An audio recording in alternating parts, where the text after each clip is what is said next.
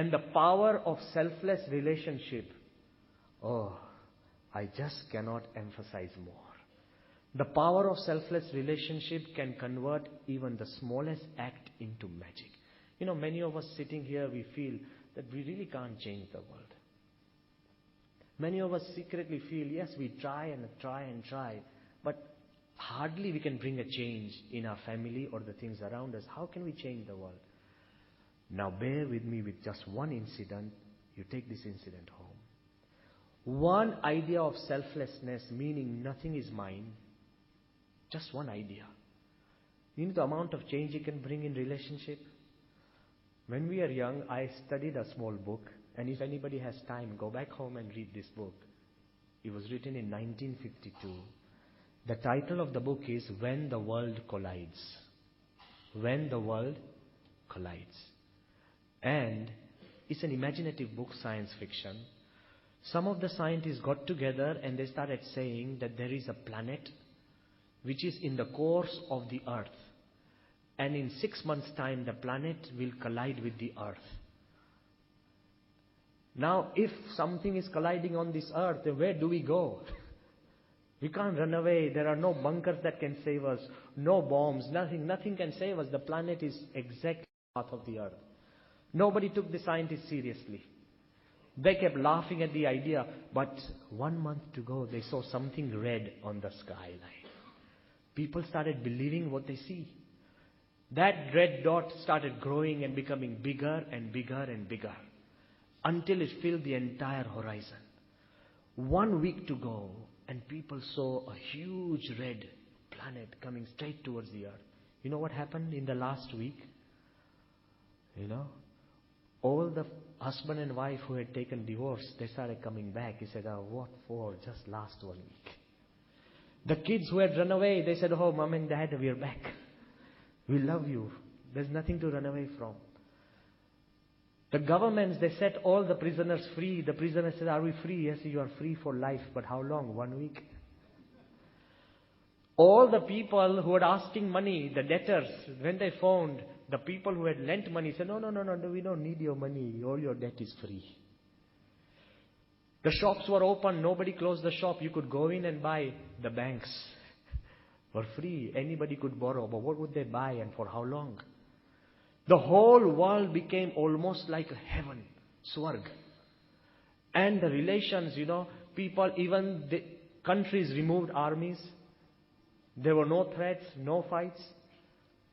People kept their doors open, no stealing. Entire world became in some harmonious relationship because nobody wanted anything from anybody. If somebody began to smoke, they burned dollar bills. He said, okay, go and smoke. People kept the restaurants open, free food for all. No money, nothing selfish. And the whole world, because last week to live, we are going to die together.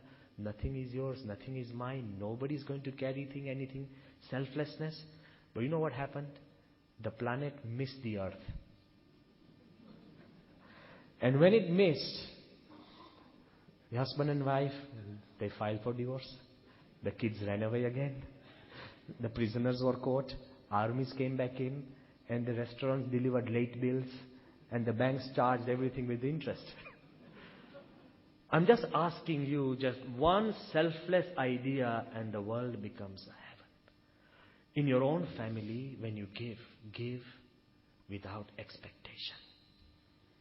If you give selflessly, it is the greatest gift you can give. If you give beyond expectation. You know what we tend to do? We just meet expectation. Give beyond expectation. Today I know that when you reschedule your time, it was beyond my expectation. When you came without even me giving you invitation, it is beyond expectation. When you've gone so far, such acts beyond expectation may be small, but those are the acts at home. When you go home and your wife says that the dishes are dirty, don't moan, start washing them. Even once when you do something beyond, I'm not going to make you a houseboy, don't worry. But even once if you do something beyond expectation, relations will be strengthened and created. So create relations by giving. Second, Sustain relations by forgiving. When you give, you create relations. When you forgive, you sustain relations. Most of our relations, when you have a fight, each one of you are thinking of asking the other guy to ask for forgiveness. Why isn't it us that we become? When you are traveling in a train, everybody has serious faces. Be the first to smile. When you smile, the entire cabin will become happy. It will bring on the light. So first, create relationship by giving. Second, sustain relationship by forgiving. Third, enhance relationship by believing. Even if somebody hurts you, even if somebody goes against you, and even if somebody does something behind your back, still believe in people. Like God believes in us. Not everybody obeys everything that God has given us, but He still believes in us. And that's why He enhances humanity. If you believe, one man, he came to our temple when we were in Ahmedabad. He's a chartered accountant. He had come for an election, a local election, Gujarat election for chartered accountancy. He said, Swami, I'm praying that if I win. I said, yes, why? Some of my best friends have turned against me. If I win, the first thing that I'll do is to put them in place. He did win. And I said, the first thing you should do is to ask forgiveness from them. He said, but Swami, I have won and they are the people who are against me. I said, ask forgiveness right now. You know when he asked forgiveness?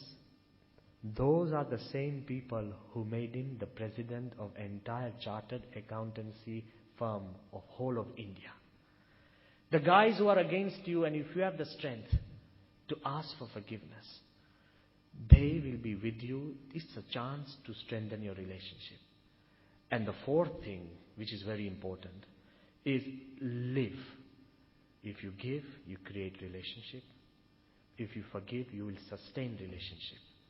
If you believe, you will enhance your relationship. But if you live, of whatever that you have said, you will immortalize relationship. When we immortalize relationship, it's something that the smallest act that you do will becomes immortal. You've just seen Akshardham. More than 7,000 craftsmen, volunteers, and 4,000 volunteers worked for that beautiful Akshardham that you have seen. But when Pramukh Swami Maharaj, he came down to see Akshardham and he saw all the craftsmen working in the heat of the night.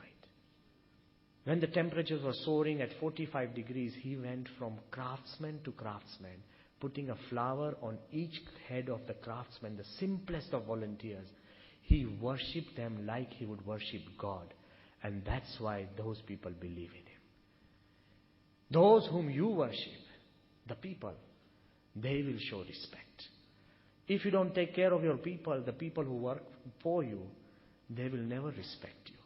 So to have relations, please give, please forgive, please believe, and please live. The smallest of act can turn into the greatest of things if you live according to this. And if you tell me, Swami, what if none of this works? None of it works. How should I still live?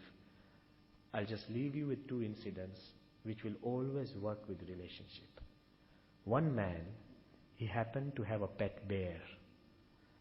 A pet bear.